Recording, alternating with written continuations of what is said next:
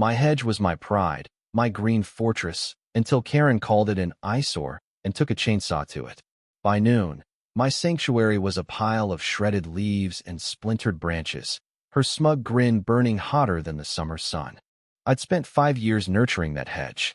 Every weekend, I trimmed it with surgical precision, fed it fertilizer like it was my own child, and watched it grow into a lush, 6-foot wall that shielded my yard from the world. Karen, my new neighbor, didn't care.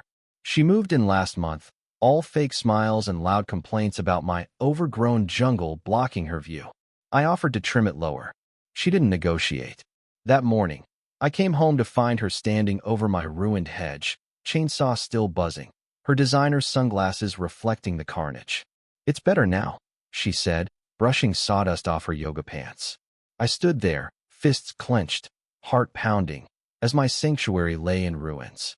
She'd crossed a line, and I wasn't just going to plant a new hedge. I was going to make her regret it. The plan came to me that night, fueled by rage and a second glass of whiskey. Karen wanted a war. I'd give her one.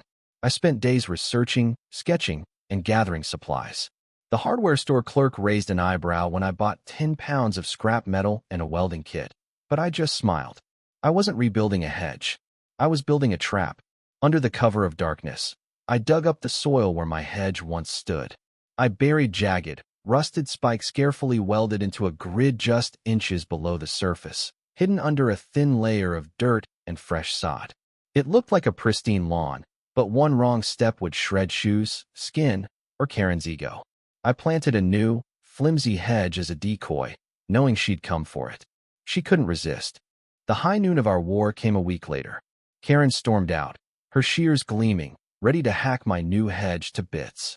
I watched from my porch, heart racing, as she marched across my yard, her face twisted with righteous fury. She raised her shears, took one step onto the sod, and screamed. The spikes caught her sandal, tearing it clean off. She stumbled, cursing, as the ground seemed to betray her. I stepped forward, shovel in hand, voice steady but dripping with venom. "You destroyed my hedge, Karen. Now the ground fights back." Her eyes widened, realizing the trap. She lunged, swinging her shears wildly, but I dodged, adrenaline pumping. The neighbor, Tom, ran over, shouting for us to stop, his hands waving like a frantic referee. Karen's face was red, her voice a screech. "You're insane. I'll sue you." I laughed, bitter and cold. "Try it. You trespassed. You destroyed my property first."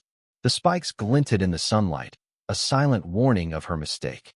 Tom, ever the peacemaker, tried to calm things down. He pleaded with Karen to leave, pointing out the property line she'd ignored.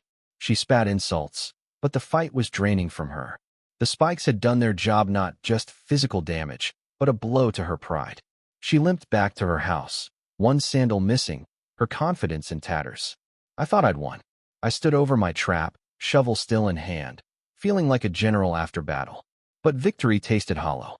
The neighborhood was watching now. Whispers spread. Kids avoided my yard. Tom stopped waving hello. I'd fought back, but at what cost? My hedge was gone, and now my home felt like a battlefield, not a sanctuary. Days later, Karen's lawyer sent a letter. She was suing for damages, emotional distress, medical bills for a sprained ankle, the works.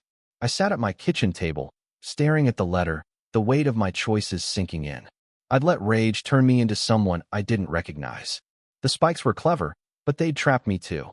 I had to dismantle them, every jagged piece, under the watchful eyes of neighbors who now saw me as the villain. The lawsuit dragged on, draining my savings. Karen moved away, her house sold to a quiet couple who planted their own hedge. I replaced mine too, but it wasn't the same. Every time I trimmed it, I saw her chainsaw, my spikes, and the moment I let vengeance consume me. In the end, I won the war but lost the peace. My hedge grew back, greener than ever, but the scars of that summer lingered. Karen's destruction had been a spark, my retaliation was a wildfire. I'd fought for my pride, but pride doesn't rebuild trust or quiet the whispers. The neighborhood moved on, but I still walk my yard carefully, half expecting the ground to bite back.